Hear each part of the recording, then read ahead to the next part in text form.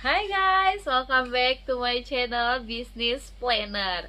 Di video kali ini, aku akan memberikan tips-tips atau memberikan panduan awal untuk kamu yang mau membuka agensi di sebuah platform yang ternama banget nih, namanya yaitu TikTok.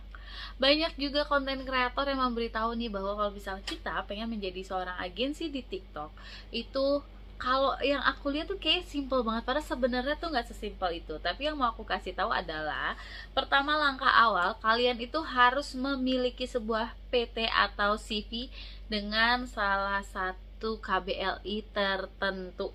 Jadi nggak semua CV atau tidak semua PT kamu itu bisa digunakan, karena ada beberapa KBLI ya, ada 3 poin KBLI yang harus terdaftar di PT kamu itu atau di CV itu. 3 KBLI itu apa? Nanti ya kalian bisa komentar di kolom komentar. Jangan lupa, sebelum aku kasih informasi lebih detail lagi, yang belum berkawan silahkan subscribe terlebih dahulu dan nyalakan loncengnya supaya kamu tidak ketinggalan berita-berita terupdate dari aku. Oke guys, kita lanjut aja.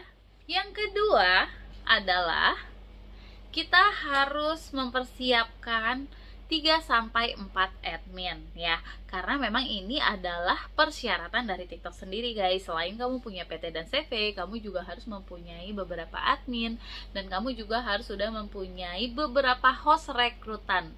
Tapi sebenarnya kalau menurut aku, sembari kamu proses untuk pengajuan itu semua, misalnya contoh dari KBLI-nya udah ada ya kan, terus dari PT dan CV-nya juga udah sesuai kriteria mereka, terus kalian juga sudah prasarananya sudah kalian siapkan gitu, terus hostnya juga. Nah sebenarnya itu sembari berjalan kamu bisa ngerekrut host gitu.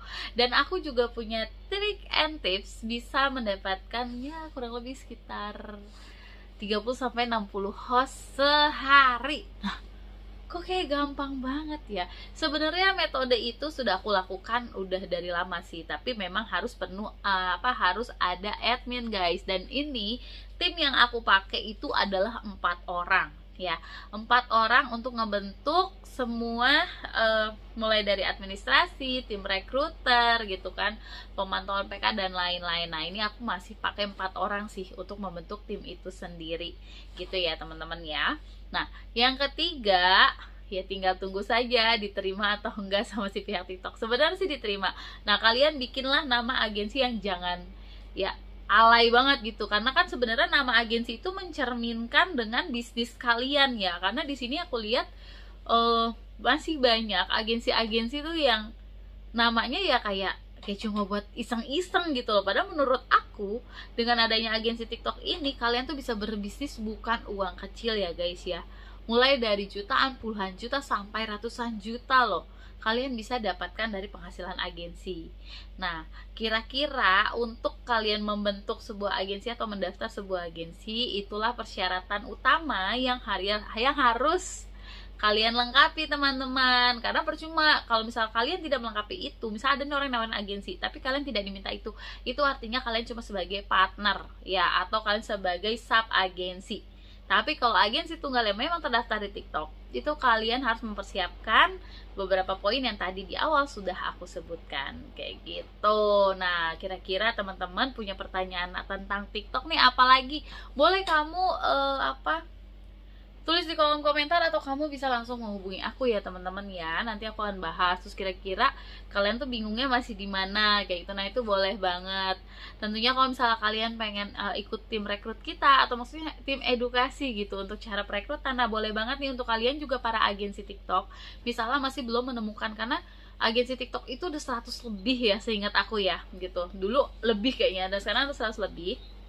Dan kalau misalnya kalian belum menemukan metode rekrut yang baik, terus admin itu harusnya memegang kontrolnya di mana aja, kalian boleh kok sharing sama aku. Kalian bisa pakai ide kita untuk supaya agensi kalian juga semakin berkembang. Seperti itu. Oke guys, jangan lupa di subscribe dan tekan loncengnya supaya informasi-informasi penting atau yang bermanfaat aku bisa kasih ke kalian semua. Sekian di video aku kali ini, sampai jumpa di video selanjutnya.